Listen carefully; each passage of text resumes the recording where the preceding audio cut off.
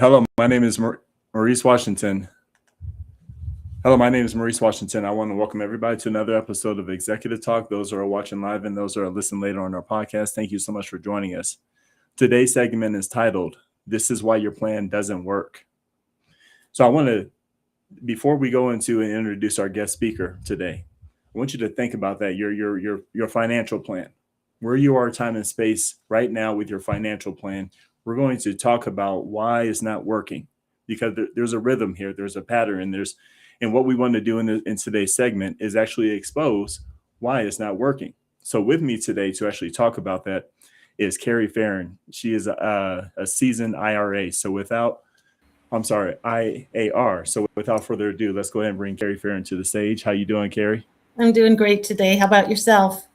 I'm doing well. Thank you for being here, and thank you for tackling all these necessary issues and challenges people are going through.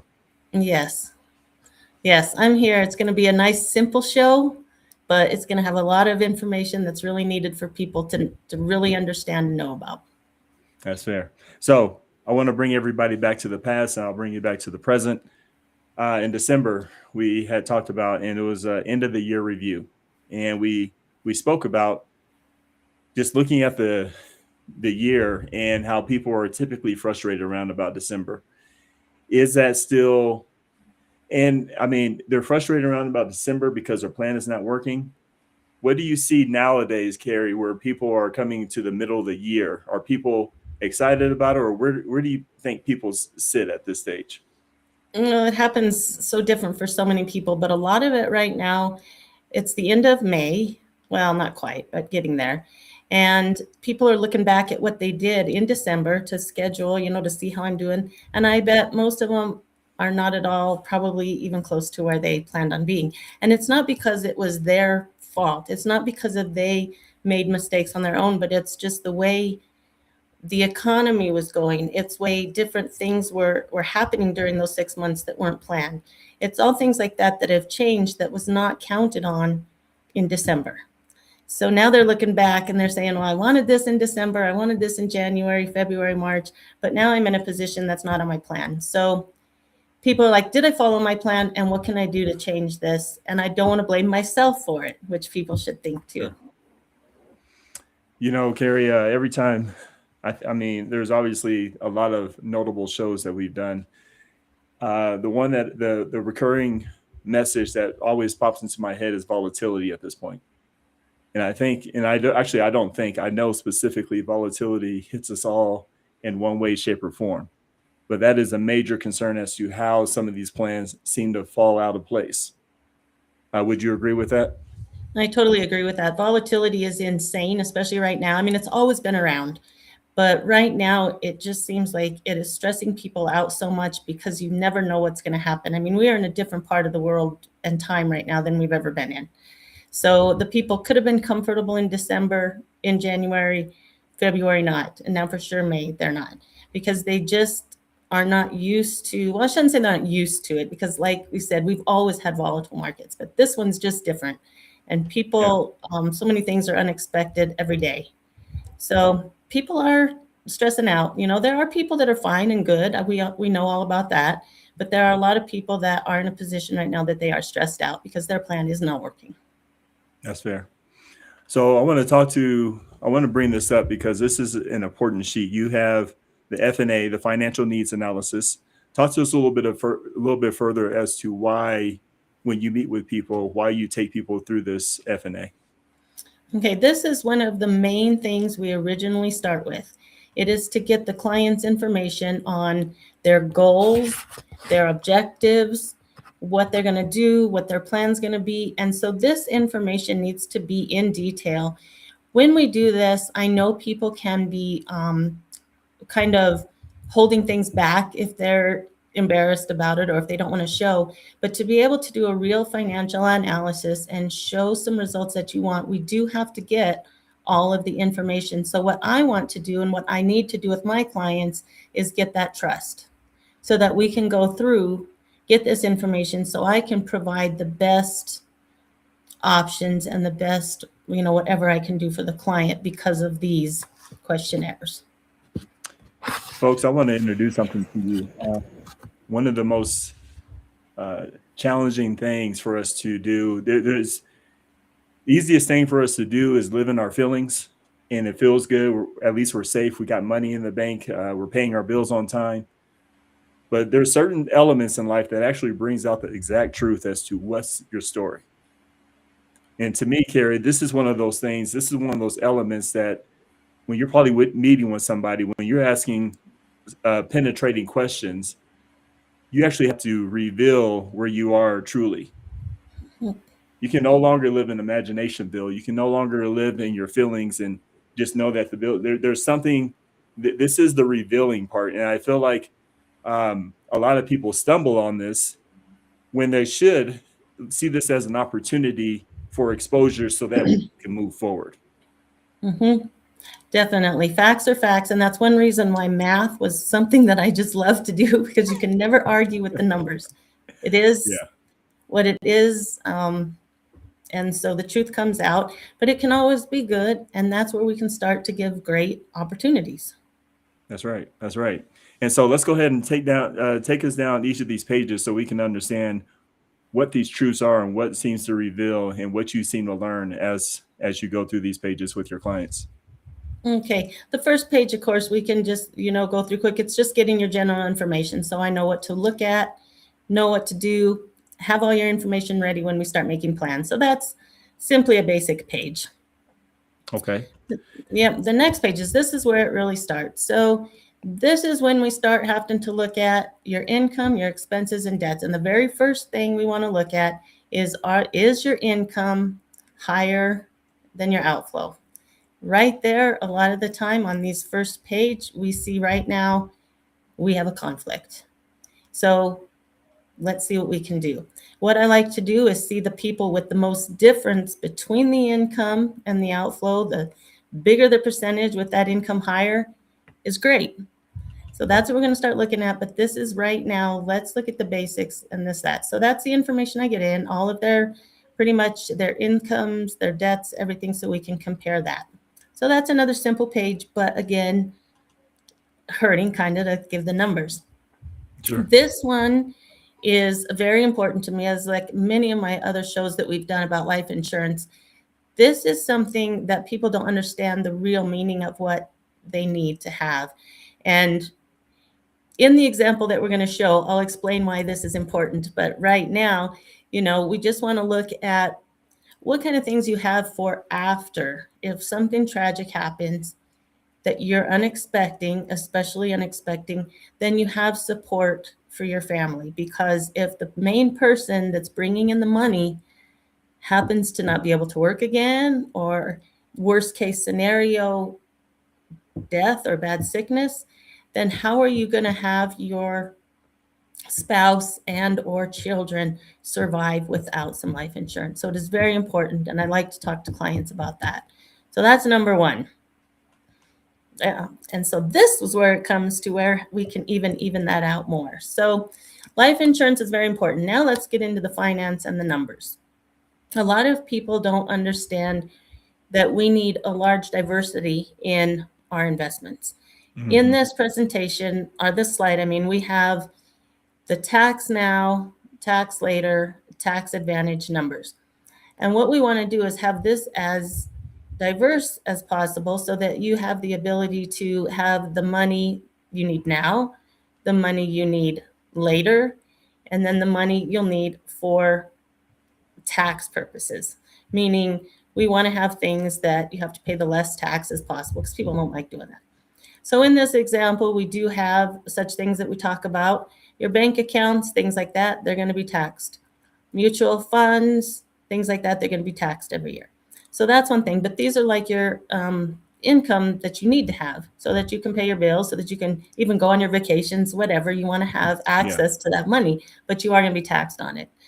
The middle one that you're going to get taxed later are very similar to your 401k, your IRA, your annuities, all these things. They last a long time till you retire. You can't do anything with it till you're 59 and a half. And then, of course, that also comes in the taxes when you start paying the taxes. And so that's something people really need to look into. And then on that slide before that, I saw these were kind of weird, but there was a tax never. And we have those things like your Roth IRA, your life insurance, cash value, things like that. So this just shows the diversity that you can have in the different tax brackets and how and when you can use that money. So we always want to have this divided into each section so that you're not just stuck. A lot of people just have like a 401k or an IRA. Well, can't do anything with that till you're 59 and a half. So we need to figure out these other two boxes that we have on how to fill it in. So that's another reason I need to know all of the information, everything you have out there, so that I can give you the most appropriate and detailed, result that I can give you. Sure. And is this in this particular page, is there some more important information that you gather from here? Yeah, that's kind of what we talked about before. And when we talk about these things, I also want to know, even like it talks about your contributions here, how much your company is doing the contribution, if they are anything contribution. And then I also like to look, even it's not listed on here, but I also like to look at expenses.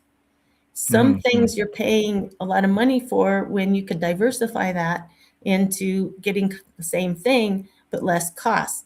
So this helps me too on when we look at these, we want to look at the fees also. So it gets even more detailed as people think on how we can do the best. And also when I talk about fees, it's not like I'm asking people to get, this is how I can have you do lower fees, which I like to do, but we also want to put in there too, let's compare the fees to the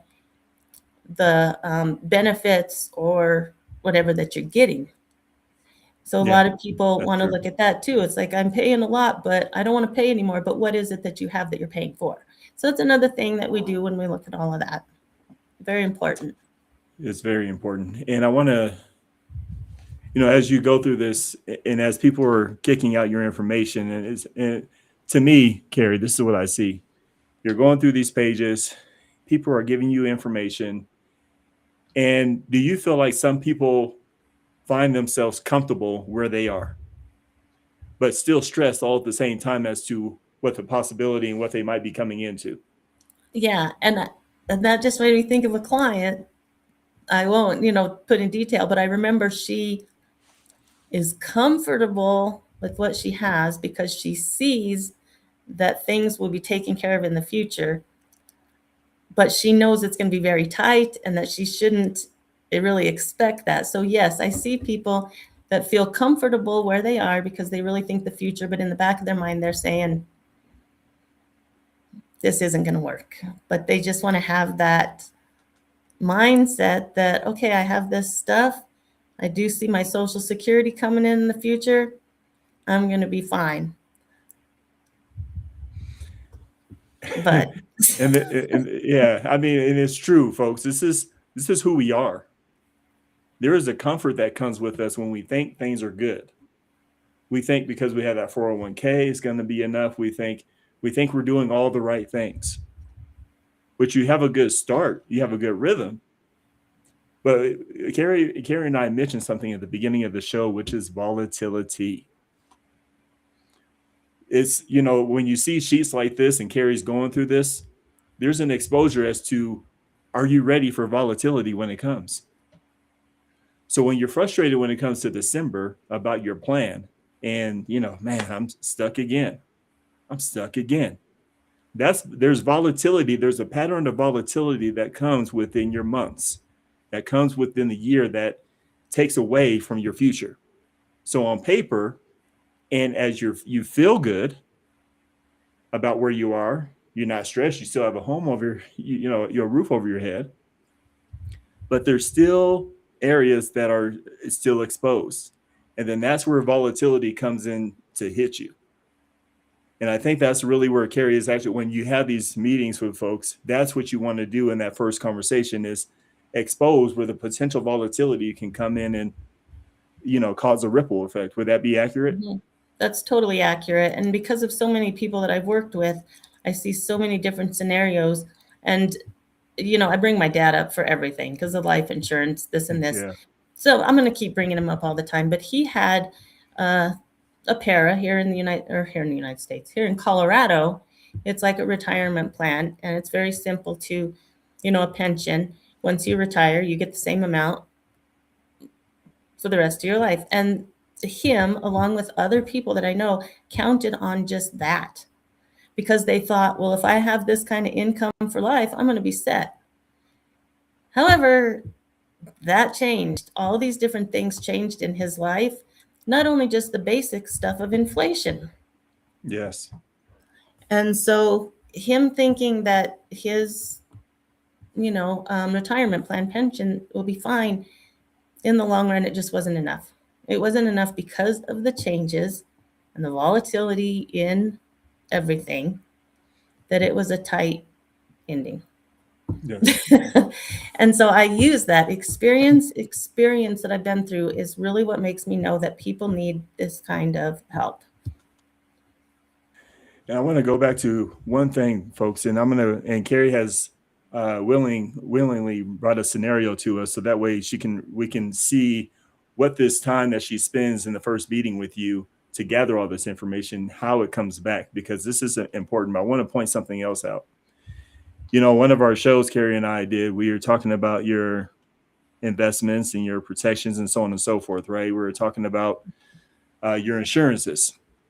When you talk about insurance, to me, there's some insurance that you can get approved for, but this is where those insurances where health is wealth comes into play, right? So some of this stuff is directly hitting your health questions.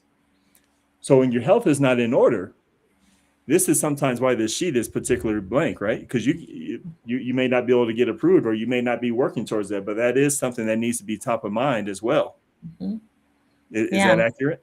That's totally accurate. And that's one thing that I do is the younger you are, it's the best time to get life insurance because it's cheaper. You don't have any medical problems, all of that stuff, and you'll never lose that. So you'll have it for the rest of your life. It goes, even your children. We've started life insurances for children at 1 year old because it's definitely cheap and they'll have it. The parent, of course, pays for it. It's time because a 1 year old can't. But in the long run, they take it over in the future and they have the life insurance that was incredibly cheap and the ability to have that cash advantage in it. So the younger you are, even if you're not married, you should still get that life insurance because it protects you also in the future. Because many can attest that health is a volatility, folks. You cannot plan for what you may go through in your health. Okay? Yeah, exactly. And that's what is also on this life insurance is a lot of people don't know how they have the long-term care riders on that. And then when people think their long-term care is when they get older, they have to learn that that's not true either. They could get long-term care at the age 30 because they can't do their work. And people need to be covered with that. And, long-term care is expensive. So if you can add that on as a rider on your life insurance, you have, those benefits in the future too. So there's just so many things you can look at. Well, let's go ahead and bring up the scenario that you gave to us and take us through this pattern, because again, this is where Kerri has met with you. You have willingly given your information. You're willing to face the truth. Now she's able to come back and give you those numbers. So talk to us about this next meeting. Okay, so I met with these two quite a while ago, and this is one of many that I do, of course, and this one's very basic. The numbers don't look really high like, other ones, but that's because I want to make this one simple. These are great people, and they are off to a great start. So I also thought this would be, really good something to look at. So they are young. What are their ages? And there you go. Oh yeah, the ages. This is funny because one's in their 30s and the other's in their 50s. The husband is in the 50s. Yes, they're an awesome couple. It's amazing on how they, so I don't know the exact, I just know that those are the range. And this is why this was another one that was really interesting and important to look at. Okay. Yeah, so that's a good thing. So, and the wife is the youngest. And the wife is the one that had a job before, and was the one that had the 401k plan set up. So she did have some information from a job before, which is good. And then the husband, he was older and he also had money in a 401k before. Now they have both decided to start their own business. That's why this one also is really important. They started their own business, but they do have some money that's sitting back from previous employment. So Okay. that's where we get to start and start looking at those numbers and how we can change those. And this is how it totally changes. You have to look at this at least quarterly to make your plans when you have your own There you go. business, because these numbers, they talk about movements on that. This is worse than the market. It could be. Yes. So this is one thing I wanted to look at these, because this is our starting point with this basic money and how we're going to go to put it in the system, how I get the results, and what I can do to help this in the future. So that's the basic info of what we're going to work with. Okay. And I want to bring something up because Kerri has introduced the pattern. This is exactly what happens to folks. You got married in one way. Both were employed, right? Both, or they're still employed. They have it's just a difference, right? But they came into each other's lives W-2. But now they're in a different phase in their marriage. Now they're both business owners. Am I hearing that correctly? Mm-hmm. Okay, folks. So we're talking about life changes just that quick. All right. So just keep in mind how quickly those decisions alter those plans. But go ahead and move forward with this.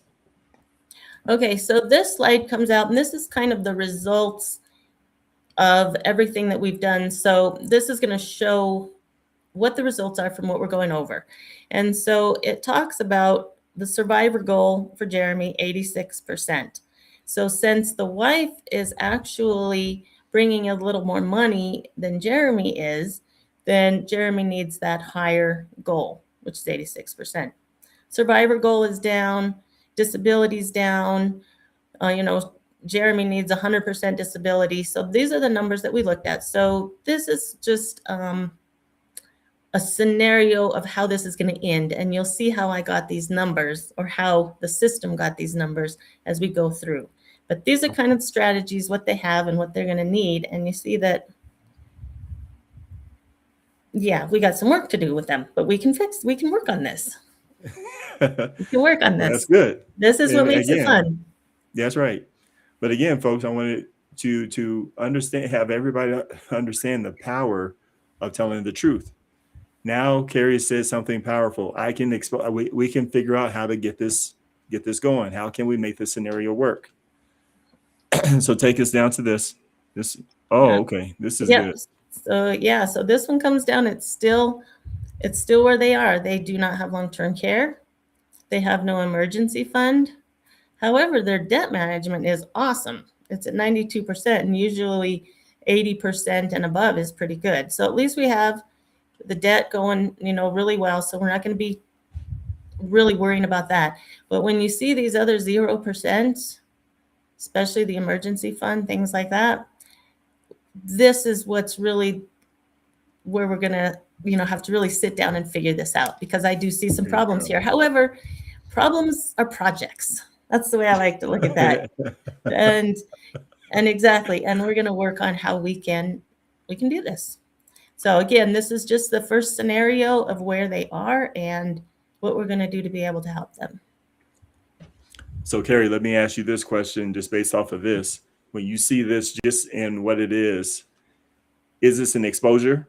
I know you said there's a problem, but this is a good couple. I want to make sure we clear that up right now before I'm not trying to create a scenario where this is bad, but let's just be honest. Let's keep on that pathway. Is this an exposure that you see from your standpoint? Mm-hmm. Yeah, it's exposure, and it also scares me. I shouldn't say that. It doesn't scare me. It concerns me. Let's use that word. It is because now that they have their own business, these emergency fund and long-term care, I think, are and insurance and all that are very, very important. So even with this, it sticks out. And it's like, okay, this is something we really need to look at, because having your own business is different than being employed because you have some of those benefits. But even those positions, you need to care about your personal family and take care of yourself, not having the business take care of you. So yeah, this sticks out, and we're going to work with it. And then that's just the last page on that. It shows their 71% retired if they have the projected amount, which is, this is interesting too, and we're going to go over this, but with all the information they had, the total amount to retire is $4.4 million. That is with they are right now, with the costs of everything, with, you know, the business that they have. This is just as it is now. So this can change dramatically as time goes by. It can go up, it can go down because of whatever change it's made. But it has also on there that the prospect here with the income, this is if you look at the income that they have, counting Social Security, counting all of this stuff, they're projected to have 3.1 million if they save 3,322 a month. Okay. So that is the total scenario. That's what came up with the numbers we put in. And this shows this is what you need. This is what you need to save. And this is what we would have to keep no matter what, minimum, because of changes and inflation. So this right here, yes, this is true. These are true numbers. I experienced them. And so if they're going now, they are saving right now. It looks like almost 3,000 a month. That's why it looks like 71% is pretty much set, but that's to keep for months and months. So reality, this is where reality is. All right. So now we have this beautiful graph here. What does this mean? So this is symbol, this is the cash flow, and this is what I love. I talked about it earlier, what their percent is. Their income is over their expenses. They have that discretionary income of $3,971. That means that does not go to the bills or any loans they have or anything like that. That is the discretionary income that they can use for other things. Okay. However, that's why that shows they're able to save that 3,000 something. That shows the site before. Yes. If that's how that result came up. But we know that is going to change because that's the discretionary now. Now you have to learn on that. You know, your income's going to change. If they buy a house, that's going to change it. All this stuff is going to really change that discretionary income. So you cannot count on that. And that's why you have to review this all the time, especially when you have those big changes. So that's what that shows. But the big thing right now is that they're great with their expenses are less than their income. Great. Now I'm gonna go ahead and throw this in the atmosphere here. So we have $3,000 of discretionary income. What does that do to people knowing that they have that much discretionary income? Does that provide a high level of comfort?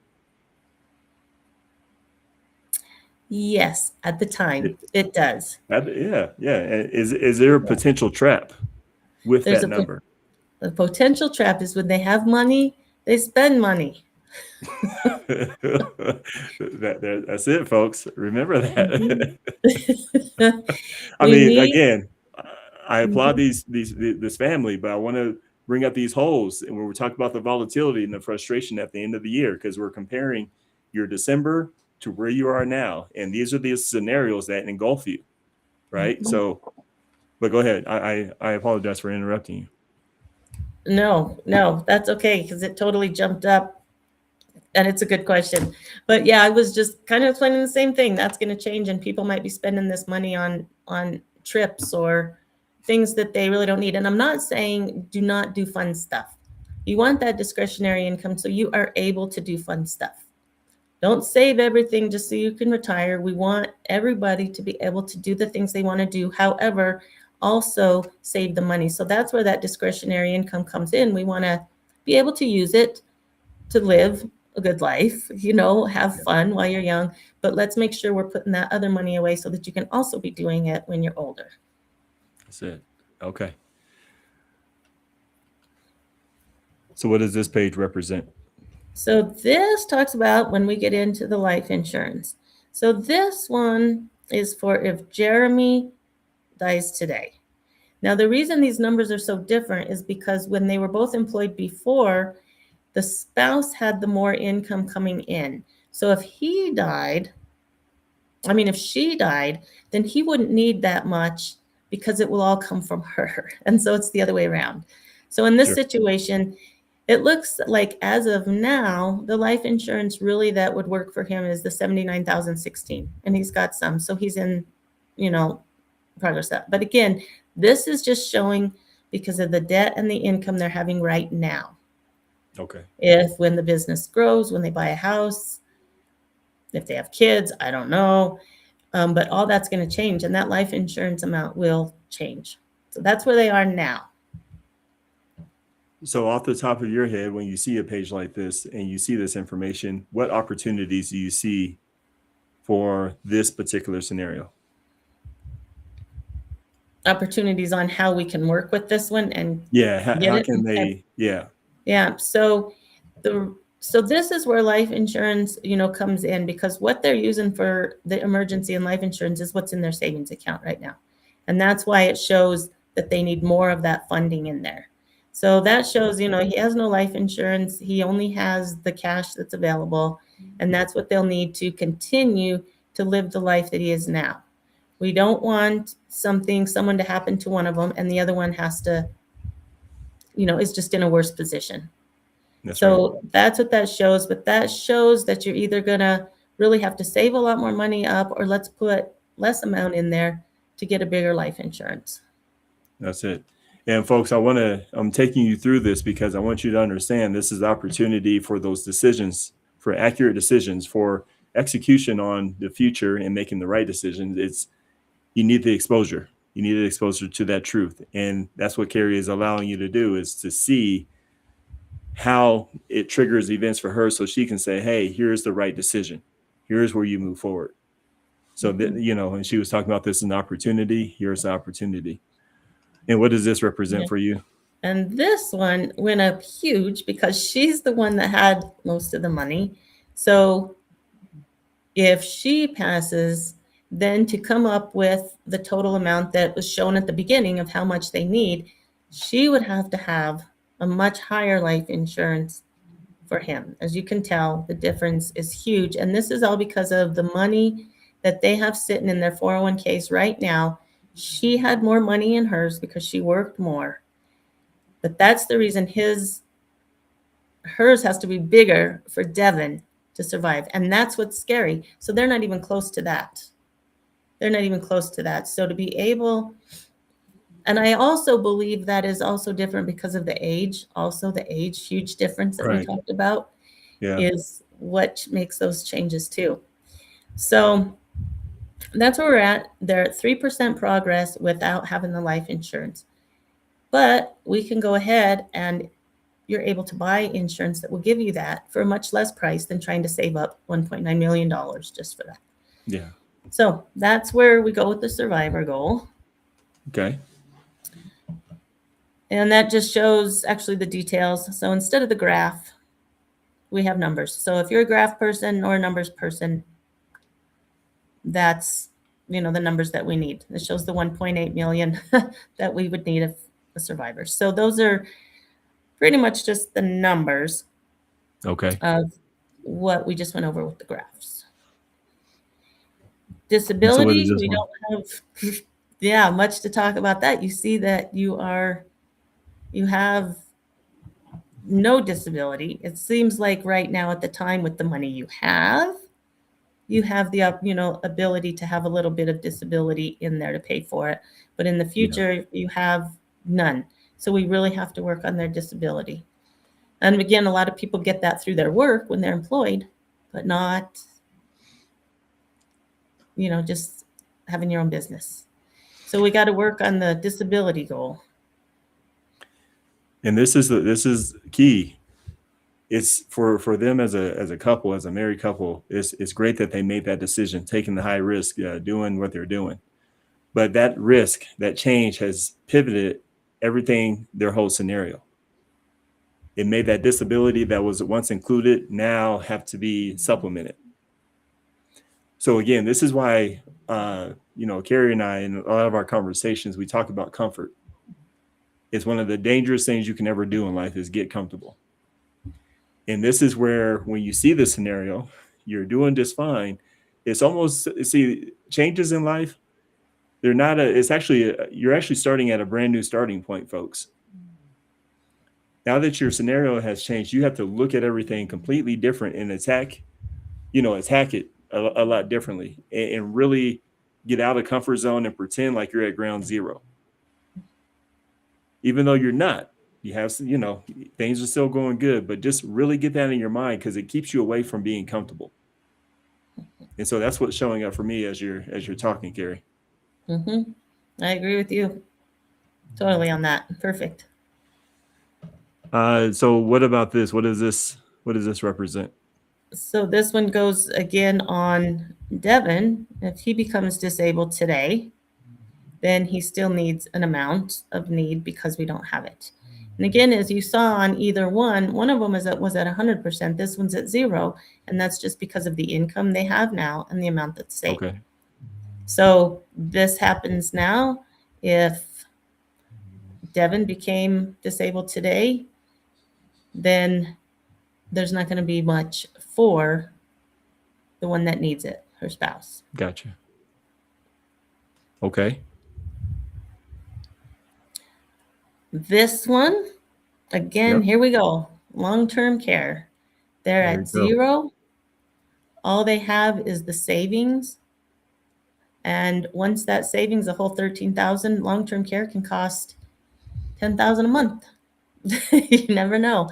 So that money, if that's all you're going to be Yeah. able to use it for, it'll be gone fast. So we need to put some of that money into getting the long-term care so that it will last. And this one definitely have none. So huge recommendation. Okay. And that's, and I believe in Kerri's world, a red flag. This is where you want to dial in. Consider getting that long-term care sooner than later, because long-term care is probably one of the hardest to get approved for, right? It's about as hard as, insurance. But long-term care is so much more expensive the longer you wait. I mean, insurance gets more expensive as you get older, but long-term care grows their amount or their cost incredibly faster. Got it. So that's something that really needs to be looked in early, right away. All right. So then, let's see here. Your emergency fund. So here comes the emergency fund. They're at 0. What this means is the emergency fund, you should have 3 to 6% of your, 3 to 6%, of your monthly income, or 3 to 6 months. I knew I was wrong on that. I knew that didn't sound right. I was allowing you to work through it. I got you. I was going 3 to 6%. That's not very much money. 3 to 6 months of your regular income is what you need to have that emergency fund. So that if you're out 3 to 6 months, not being able to work or not being able to do something, or getting a huge cost of something you have to pay for at your house, or something that costs a lot of money, you have the cash there to use instead of using a credit card. We want to be able to use that instead of getting more in debt. Then once you use some of that, you can start putting in your money again. But it's always recommended to have 3 to 6 months of having that emergency fund for you, and something happens, because we don't want to use our credit cards. Do not want to use credit cards, and do not do a percentage, 3%, because that's not very much. That's fair. Jeez. What about this? So analyzing your debt. So this is the one we talked about at the beginning, is they're doing really good. They don't have a huge debt. They're at 92% with their income to debt. So this is great. And it shows the year-to-date earned income ratio, 8.47, finding the right ratio of debt. So like I said before, 20% is usually okay. To be up to 2080 is okay. And they're at 8.4, 92%. So they're set. This one's really good. Okay. So no alarms there. No alarms there. This is now the finalization of everything. It shows how much you have, how it's growing, how much more you need to be able to live the rest of your life. So it shows the lump sum value that you're going to be having, the future salary and other income. And again, this is on where they are now. So this is going to change dramatically since they have their own business now. But this is what we scheduled in December. Okay. And as we were talking about before, things change, volatility. People aren't looking at their, information. So this graph can totally change, but it also shows how much your shortfall is to be able to get to your retirement. And that shortfall is $1.2 million. Hmm. That's counting what you're set at now, what your income's going to be, what your Social Security is at now, is how they run this. So even looking at that, needing over $1 million to retire, they have Sure. some work to do.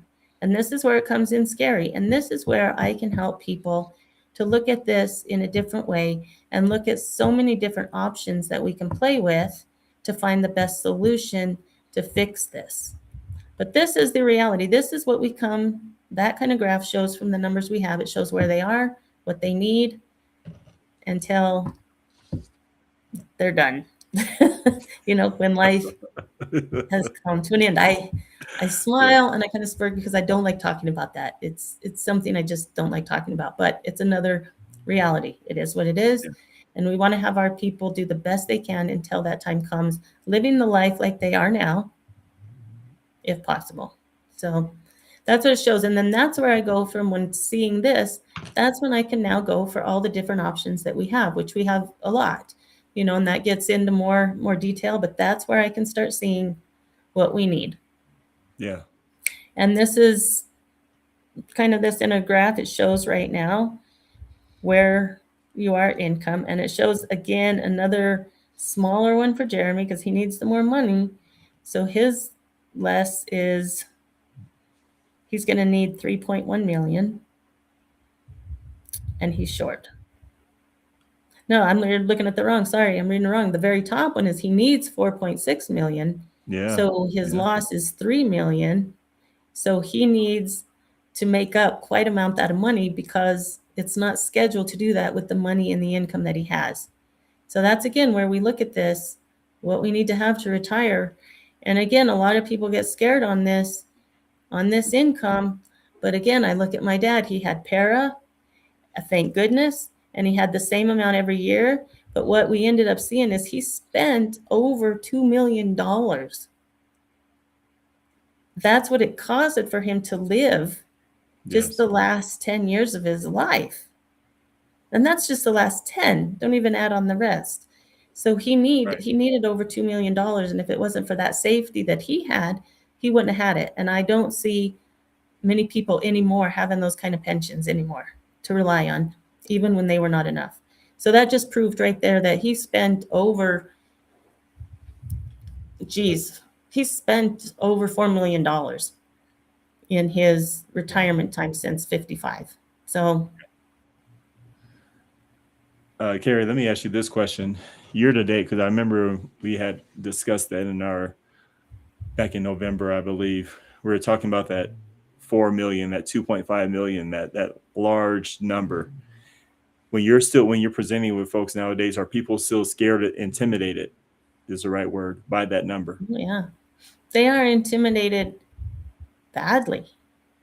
I mean, really bad. And I don't like seeing them that way. I don't like scaring them that way. But reality is just like numbers. They are what they are. But what I like about this is because you see so many different possibility of changes depending on your income, depending on if you buy a house, depending married, kids, all this. So it can always change. So even at the beginning, it may look scary, but that's now. That's as of now. That's not really tomorrow. That's not yesterday. It's like now, because you never know what could happen the next day. Sure. You know, if And death happened tonight, that's totally changed tomorrow. So, Kerri, for me, the way that I can perceive this is as we round towards the end of this conversation, this is the opportunity for you to expose or find out where your exposures are, number one. And this is not a moment of comfort, not a moment of fear. It's a moment of attack. Now you know the exact decisions that you need to make in order to get prepared for the true comfort that you're looking to have when volatility hits. Because really, a lot of this is preparing for that volatility so that way you can keep moving through.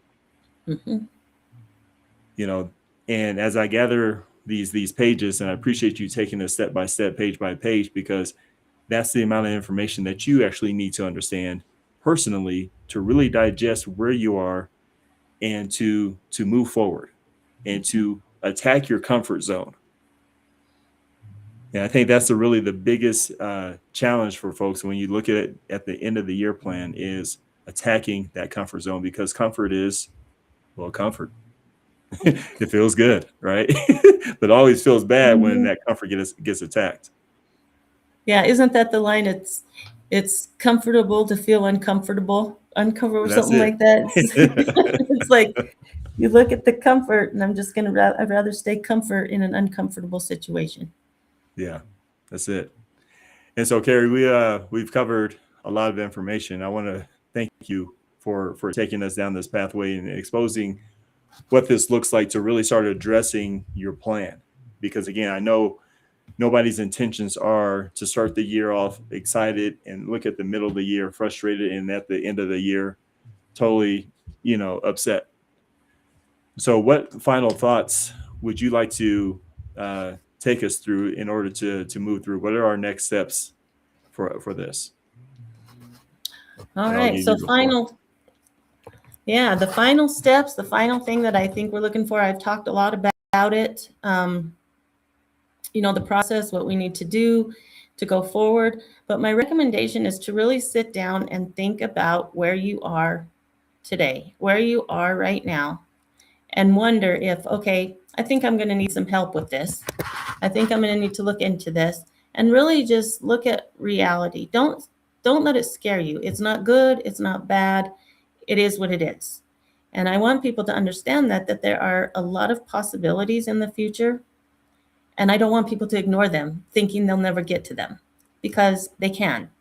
And I'm here to help with that, to make it easier for them, that they can take the stress away, or I can take the stress away, hopefully, from them, because I'm the one that has the ability to just look at it as a numbers. I'm able to look at it as a fact. I'm not looking at it as the client, as the emotions that they have. So I'm able to help those people work with their emotions to understand the facts better. So I know that sounds a little weird, but what I really like doing is helping people get their emotion out, let them feel, let them see what they want to have in the future, but let's work together with the facts here, and let me help you out with that. So it's just something simple. That's why I love doing what I do. I love helping people. I want to have people live the life they want, and I want to be able to, pitch in everything I can to do that. Okay. I want to thank you on behalf of Executive Talk for, again, tackling another deep issue. We, as a society, as people, hurting is not the option. That's not the landfall. That's not where we need to sit. When we have an opportunity to get out of that place of hurting, and financially or emotionally or whatever that is, it's time to attack it and to address it. And financial seems to be one of those recurring issues that people constantly come through.